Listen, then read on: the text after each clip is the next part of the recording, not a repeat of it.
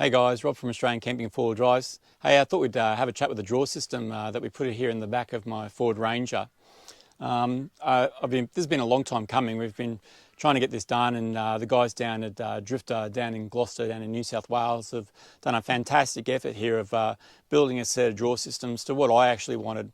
Part of the advantage of being able to do that is when you can actually have a chat with the guys down there, you can customise it to suit your specific needs.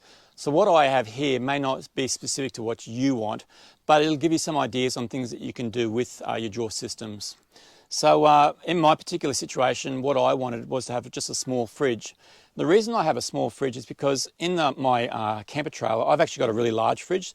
So what I can do is if we're actually heading off camping, I can actually utilise this one as a freezer and use the other one as a fridge. So I've got a big 60-litre fridge in the camper trailer. If I'm just heading off by myself, I just use this just as a fridge only.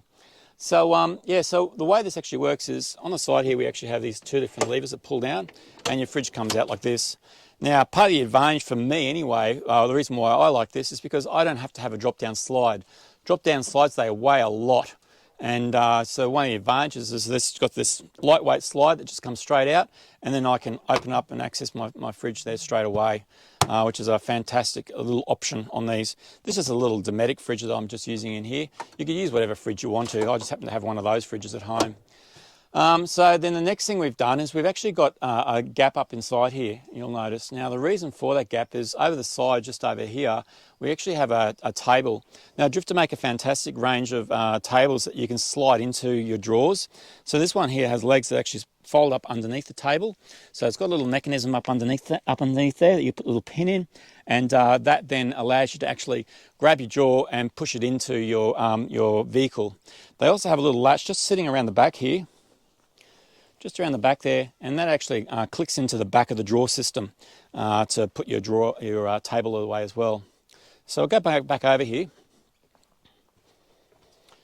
So the other thing I did is I decided to get a really large drawer. So this is a massive drawer, guys. So it comes out a long way, and so you can store a lot of gear inside this. And then up inside there, we've got there's a little latch that you pull down, and that just locks the drawer into place. So I use this to store all my gear straight inside this. These drawers, they run on Teflon slides. It makes them really easy to open and close as well. So I do find though, I load this up a lot with a lot of gear as well, hey, and it just works really well to be able to do it that way. The other thing I've done on this one here as well, and I'll try and show you some video on the screen, in the back of behind this fridge here, we actually have a battery compartment, and inside there I've got a lithium battery sitting inside there, as well as an inverter. Now generally I don't really like running inverters. If I can avoid running 240 volt stuff, I try to as best I can, because it's just extra stuff you've got to carry. But my chainsaw, for example, it only runs on 240 volts. So if I want to recharge that, I've got to have a 240 volt power socket. So what I've actually done on my situation is I've actually have my inverter sitting in the battery box attached to my, I've got a lithium battery in there, an Energive lithium battery, and it's charging via Red Arc, I think it's a BCDC, was it 1225 if I remember right. So it's a lithium charger. So, and I've had that in there for around about 3 years now, and it's still going fantastic.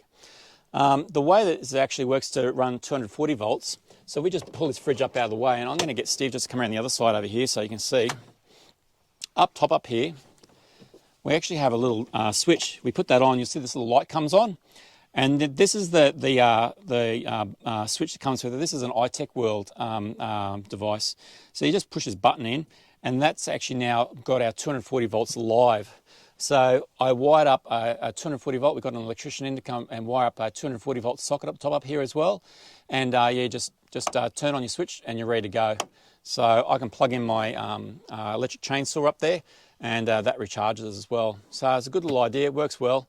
And I've been really happy with it.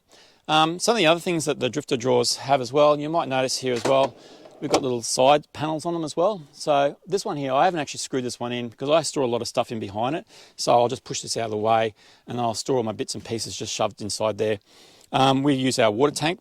So in this particular situation, if you look up at the back up there, you'll see there's actually a 42 litre tank. I'll try and put some details up on the video here for you so you can see exactly what type of tank it is. But that's just sitting up in the back of the vehicle. And then I've got a little hose connector, which I'll pull out here. So I've got my little hose coming out the side out here. Now, something that you might like to do, I've actually got these connectors. Now, we have these available at Drifta now, and what this actually allows you to do is I can get a food grade hose. Don't use your garden hose. Your garden hose will give you an awful taste in your water, so try and avoid using garden hoses if you can. Try and get a food grade hose to fill your water tank. So you can clip that straight onto it up over there and open up the valve, and then that will then fill up the tank. So this is actually empty at the moment. It'll fill up the tank, and that's how I fill it up. That's one option for you.